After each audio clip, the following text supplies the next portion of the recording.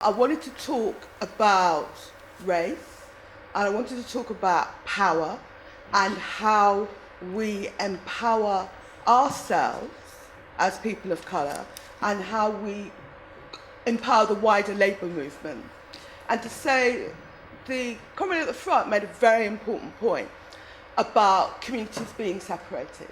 The reason I'm standing here as your Member of Parliament today after 32 years was in the late 80s, communities tended to come more together.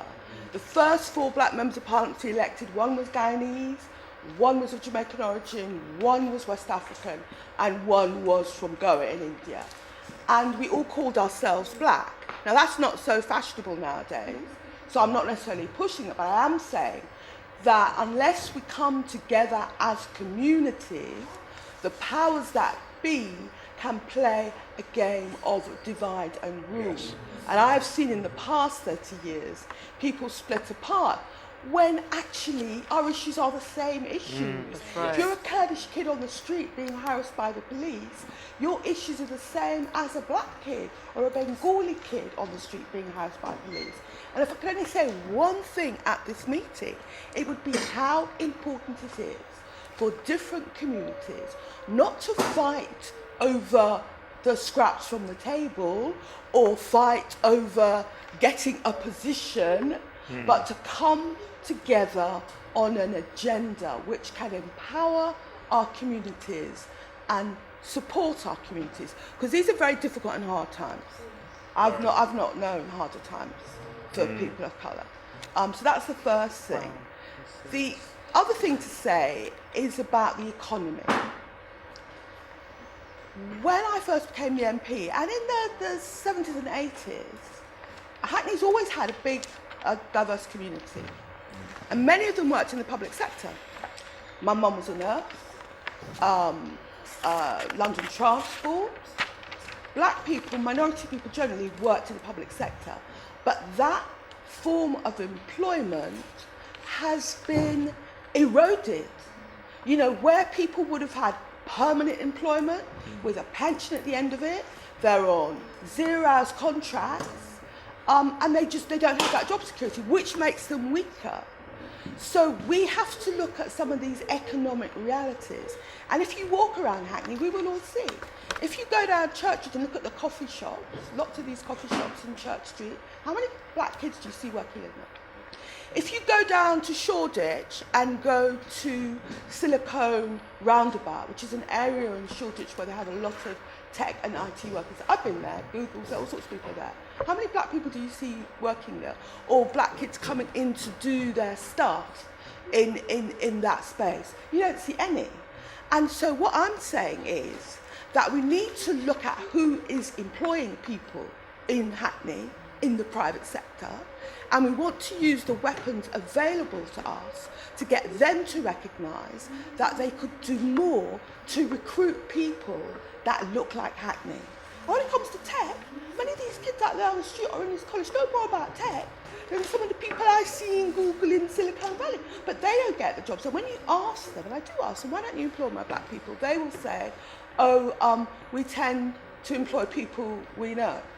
Okay, we need to use, and there are weapons available to local authority to break that up, because we can't endlessly be on the margins. There are people employing people in areas like Hackney. There are growing things like the whole tech thing. You go down Broadway Market, people selling their stuff. We need to do more, because at least in the 60s and 70s, we were embedded in the economy in terms of nursing, and my father was a factory worker and so on.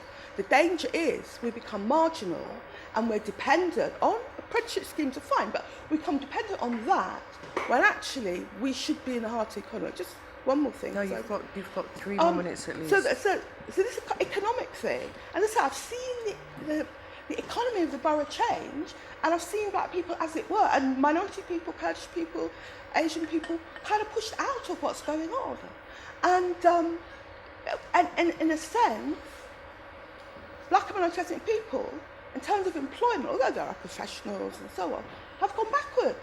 Because if my mum was a nurse, right?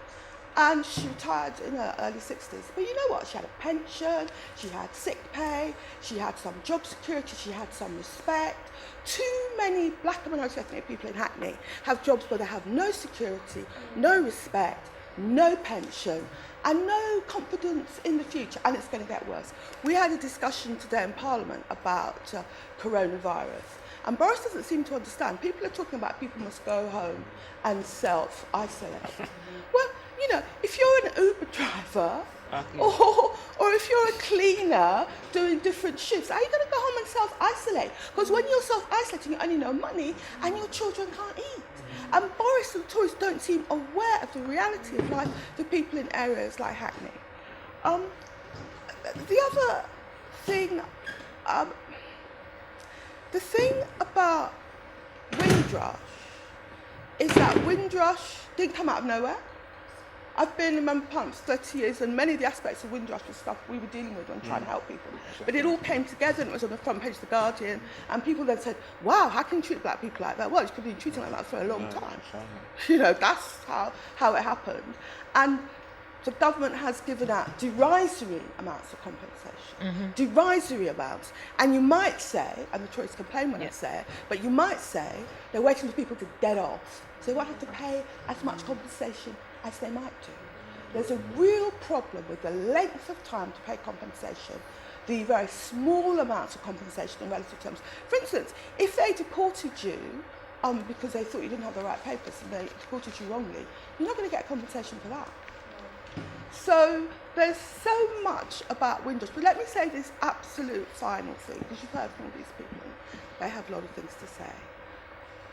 One of the things we need to do as minority communities is not necessarily be seeking after office, it's not necessarily be making better and longer speeches, it is to support each other. I could not stand here if it wasn't for the support that I had down the years from people you may never have met or don't know, but people who picked up the phone every evening and said, how are you? What happened? You know, we have to. Some things are brand spanking new in life. I mean, when I was a new MP, you didn't have online, you didn't have Twitter, you didn't have any of that. But some things are old. And one of the old things is to respect each other, support each other, come together, and on that basis, we move forward. Anything else is standing still.